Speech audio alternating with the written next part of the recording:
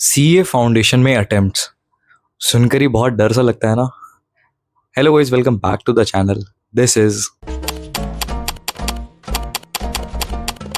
CA foundation में हर साल हजारों बच्चे फेल होते हैं और उनमें से कुछ बच्चे नेक्स्ट अटेम्प्ट में निकल जाते हैं और कुछ बच्चे 4-5 अटेम्प्ट के बाद भी नहीं निकल पाते।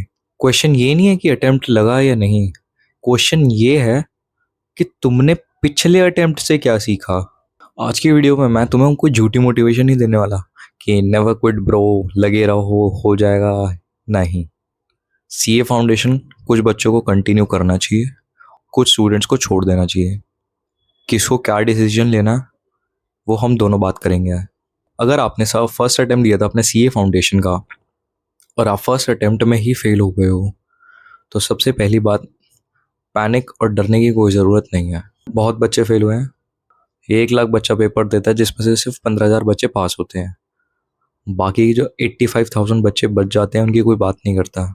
अगर आप उस कैटेगरी में हो तो आपको कोई घबराने की ज़रूरत नहीं है, क्योंकि उस कैटेगरी में भी काफ़ी कैटेगरी के बच्चे होते हैं। समझ रहे हो ना? उस कैटेगरी में भी काफ़ी कैटेगरी होने का मेरा मतलब है, हो सकता है आपके कंसेप्ट क्लियर ना हो पाए हो, आपके पास प्रिपरेशन का टाइम कम हो सकता है आप कोई मेडिकल प्रॉब्लम झेल रहे हो, या तो आपकी रिवीजन कम थी, या तो आपने मॉक टेस्ट पेपर नहीं दिए प्रॉपर सेटिंग के साथ। बहुत सारे रीज़न हो सकते हैं and it's completely okay. First attempt के लिए बोल रहा हूँ बस ये बात, क्योंकि फर्स्ट अटेम्प्ट में फेल होना कोई रेड फ्लैग नहीं है। रेड फ्लैग है वही सेम मिस्टेक्स, वही सेम हरकतें, वही आप नेक्स्ट अटेम्प्ट में भी रिपीट कर दो तो फिर बेटा कुछ तो गड़बड़ है। जिंदगी आपको बार बार मौके नहीं देती है, जब दे रही है ना छीन लो उसे। आप सीए फाउंडेशन दे पा रहे हो ना, इस चीज़ को भी बहुत बड़ी ब्लेसिंग्स मानो। कितने बच्चों की सीए के बारे में सोच के ही फट जाती है, मैं मजाक नहीं कर रहा। किसी के सामने आप बात करोगे ना, ओहो बेटा आपका सीए कर रहा है, वाह, ये रिएक्शन होता है। अगर आप इस चीज़ की रिस्पेक्ट नहीं करोगे, इस एग्ज़ाम की रिस्पेक्ट नहीं करोगे तो कैसे क्लियर होगा। इसकी रिस्पेक्ट देने का मतलब ये नहीं मंदिर में रख के इसकी पूजा करने बैठ जाओ। इसकी रिस्पेक्ट देना है उसको डेली पढ़ना, एफर्ट्स लगाना। ये सिर्फ आपके एग्ज़ाम की रिस्पेक्ट नहीं है, आपके पेरेंट्स की मेहनत की रिस्पेक्ट है, भगवान की रिस्पेक्ट है कि उन्होंने आप पे बिलीव करके ये अपॉर्चुनिटी दी और आप उनकी रिस्पेक्ट करके अच्छे से एफर्ट्स लगा रहे हो। हर किसी के बस की बात नहीं होती है। वो 15,000 बच्चे जो पास हुए हैं ना, कुछ बड़ा रीज़न होता है, कुछ एक्स्ट्रा एफर्ट्स होते हैं, रेस्टलेस नाइट्स होती हैं, बहुत चीज़ें होती हैं। ऐसी कोई भी बच्चा पास नहीं हो जाता है कि इतना इतना बस सिलेक्टिव स्टडीज़ कर लो हो जाओगे, ऐसा नहीं होता है। 100 का तैयार करके जाओगे तो पेपर में 80 याद कर पाओगे, 60 का लिख पाओगे। ये होता है एक्चुअल में। वो 60 का लिखा था, अगर किसी ने भी ढंग से तमीज़ से लिखा हो, वो जाके बच्चा 40-50 लेकर आता है, तब जाके आप कहीं पासिंग परसेंटेज में आते हो। मजाक नहीं है ये। अब मैं तुमसे कुछ क्वेश्चंस पूछूंगा, उसका जवाब आपने कमेंट सेक्शन में ऑनेस्टली देना है।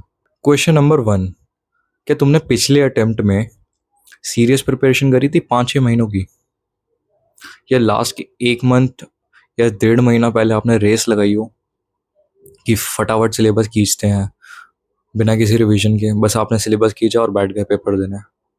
कमेंट करके बताओ इसका आंसर। मतलब 1-1.5 महीने में प्रिपरेशन करी है तो आपको नेक्स्ट अटेम्प्ट की ओर जाना चाहिए, अगर आप रेडी हो अच्छे और डेली एफर्ट्स देने के लिए 3-4 महीने के, जो भी आपका बीच का टाइम पीरियड है। क्वेश्चन नंबर 2, क्या तुमने पिछले अटेम्प्ट में या जिस अटेम्प्ट में तुम फेल हुए थे उसके पास के 3 अटेम्प्ट के PYQs और RTP सॉल्व करे थे? 3 अटेम्प्ट के पिछले, एक या दो की बात नहीं कर रहा, 3, और रिटन सॉल्व देखने की भी बात नहीं कर रहा मैं। अगर नहीं करे तो तुम्हें एक्चुअल पेपर का लेवल ही नहीं पता कैसे आने वाला है और तुम पेपर देने चले गए। क्या आंसर है तुम्हारा, कमेंट करके ये भी बताना। अगर तुमने नहीं दिए हैं तो तुम्हें नेक्स्ट अटेम्प्ट की ओर जाना चाहिए। अगर तुम नेक्स्ट अटेम्प्ट में कमिटमेंट ले रहे हो कि मैं 3 निकाल के रहूँगा, और 3 पेपर के टाइम नहीं निकालने हैं। फॉर एग्जाम्पल आपका पेपर सितंबर में है तो जुलाई में आपको तीनों सॉल्व करके रखने हैं, जुलाई के स्टार्टिंग में ही, क्योंकि जो बाकी का जुलाई का महीना बचा है उसमें आपको सब रिवाइज करना है दोबारा दोबारा। MTP, RTP, PYQs जो भी हैं सब, वहाँ आपको ज़्यादा सॉल्व करने और मेहनत करने की जरूरत नहीं होती, वहाँ ये रिविजन का टाइम होता है सारा। क्वेश्चन नंबर 3, क्या तुमने मिनिमम 2 रिवीजन करी थी प्रॉपर सेटिंग के साथ? रिटन रिवीजन, पन्ने पलटने वाली नहीं, प्रॉपर हाथ से सॉल्व करने वाली। अगर तुमने नहीं करी है और तुम उस टाइम से सिलेबस कंप्लीट करने में लगे रहे थे, तो कहाँ से कुछ रिटेन रहेगा तुम्हारे दिमाग में? सीए फाउंडेशन रिटेनिंग का गेम है, मैं पहले भी बता चुका हूँ वीडियोस में। ऐसे पास नहीं हो सकता ये। इस गेम में वही जीता है जो ज़्यादा रिटेन कर पाता है, और वो बंदा ज़्यादा रिटेन कैसे कर पाता है? रिवीजन कर करके। बिना रिवीजन के आप कुछ नहीं कर सकते इसमें। क्वेश्चन नंबर 4, क्या तुम्हें रिजल्ट आने के बाद अपना एग्जैक्ट रीज़न पता है कि तुम फेल कहाँ पर हुए थे? बाकी सब तो जनरल रीज़न होता है, लेकिन एक सॉलिड रीज़न होता है जिसका सबसे बड़ा इम्पैक्ट पड़ा था आपके पेपर में। जैसे आपकी लॉ वीक थी, अकाउंट्स वीक थी, अकाउंट्स के कंसेप्ट क्लियर नहीं थे, या कोई और सब्जेक्ट में प्रॉब्लम थी, टाइम मैनेज भी नहीं कर पाया, या पेपर में आपको जो भी स्ट्रेस वगैरह होता है वो मैनेज नहीं कर पाए, पैनिक कर गए। क्या थी प्रॉब्लम? एक बार लिख के रखो। मेजर प्रॉब्लम आप अपनी आइडेंटिफाई कर पा रहे हो तो इम्प्रूवमेंट के चांसेस है। यही सब 4 क्वेश्चंस है, और इन चारों क्वेश्चंस का आंसर मेरे को कमेंट करके बताओ। मैं देखता हूँ, अपना ओपिनियन देता हूँ। आपके जो भी आपकी सिचुएशन है मैं उसके बेसिस पे आपको रिप्लाई करने की कोशिश करूँगा। अब बात करते हैं डिफ़िकल्ट पार्ट की, कि सीए फाउंडेशन कब छोड़ देनी चाहिए। ये मेरा अनपॉपुलर ओपिनियन है, लेकिन सच है। सीए सबके लिए नहीं है, और ये कोई शेम वाली बात भी नहीं है। सीए के अलावा भी काफ़ी सारी चीज़ें हैं जो आप परस्यू कर सकते हो। इस चीज़ को ज़्यादा इमोशनल या पर्सनल लेने की ज़रूरत नहीं है। अगर 3-4 अटेम्प्ट्स के बाद तुम्हारा स्टडी पैटर्न या जो भी तुम्हारा सिस्टम है वो सेम है, वही सेम बार बार टीचर्स बदल रहे हो, रिवीजन तुमसे हो नहीं रही है, प्रॉब्लम्स तुम्हारे पास 10,000 हैं, सॉल्यूशन एक का भी नहीं ढूंढ पा रहे हो, और सिर्फ हर चीज़ के बहाने बहाने, रिवीजन करने से तुम्हें डर लगता है, रिकॉलिंग से डर लग रहा है, इस सब्जेक्ट से डर लग रहा है, उससे डर लग रहा है, बस ये छोड़ दो। और बार बार हर अटेम्प्ट में बस यही सोच रहा हूँ, इस बार पक्का कर लूँगा, इस बार पक्का कर लूँगा। वही फिर तुम्हारा पेपर का टाइम आता है, तुम स्ट्रेस में आते हो, यार मैं पिछली बार फेल हो गया, वो आगे निकल गया, बस कंपैरिजन करने बैठ जाते हो, टाइम सारा वेस्ट। ऐसे नहीं चलेगा भाई। एक टाइम लेकर आपको क्विट करना ही पड़ेगा। और दूसरी बात, काफ़ी स्टूडेंट के केस में होगा कि तुम पढ़ना ही नहीं चाहते, तुम्हारा इंटरेस्ट कहीं और है, जैसे कंटेंट क्रिएशन में है, किसी का कहीं और होता है। सीए बस फैमिली प्रेशर की वजह से तुम्हें करनी पड़ रही है, तो भाई तुम इस ये छोड़ दो। टाइम लेके बात करो बैठ के घर में, या जिससे भी जहाँ भी प्रॉब्लम आ रही है, बट सीए छोड़ दो। अगर तुम्हारे 1 या 2 अटेम्प्ट लग चुके हैं तो भाई प्लीज़ खुद को फेलियर मत समझो, हिम्मत जुटाओ। लिंक्डइन खोलोगे तो तुम्हें ऑल इंडिया रैंकर्स दिख जाएंगे, लेकिन उन बच्चों की कोई बात नहीं करता जो बहुत सारे अटेम्प्ट लगा के फेल होते हैं, फिर लेकिन हिम्मत जुटा के वो गिव अप नहीं करते हैं, लड़ते हैं नेक्स्ट अटेम्प्ट के लिए। तुम्हें भी लड़ना है, बिना लड़े ये नहीं जीत सकते तुम, और ये लड़ाई रोज़ लड़नी पड़ती है। महाभारत का युद्ध 18 दिन लगातार चला था, तब जाके 18वें दिन जीते थे।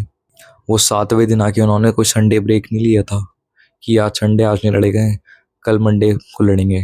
ऐसा नहीं था। नेक्स्ट अटेम्प्ट तुमने तभी देना है जब तुम इन 4 चीज़ों के लिए रेडी हो।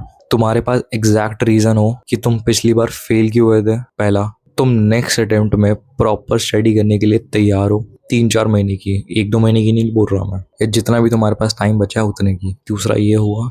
तीसरा, तुम मेंटली फ्रेश हो, किसी के प्रेशर में आके नहीं दे रहे हो, तुम्हें खुद देना है, अंदर से तुम्हारे काफ़ी स्ट्रांग आवाज़ आ रही है कि भाई दे नेक्स्ट अटेम्प्ट। और चौथा, तुम्हारे पास इम्प्रूवमेंट का एकदम सॉलिड प्लान है। इन 4 चीज़ों का तुम्हारे पास सॉलिड आंसर है, तो तुम्हें नेक्स्ट अटेम्प्ट देना चाहिए। बाकी फिर तो भाई छोड़ दो। छोड़ना कोई बड़ी बात, छोड़ना कोई शेमफुल बात नहीं होती है। मजाक वही उड़ाएगा जिसने ज़िंदगी में कुछ उखाड़ा ना हो, तो उसकी बात को आपको सीरियस लेने की भी कोई ज़रूरत नहीं है। तो मजाक तो फिर क्या ही हो गया। This is all from the video.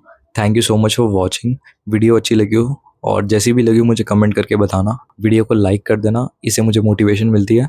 And channel को सब्सक्राइब कर देना।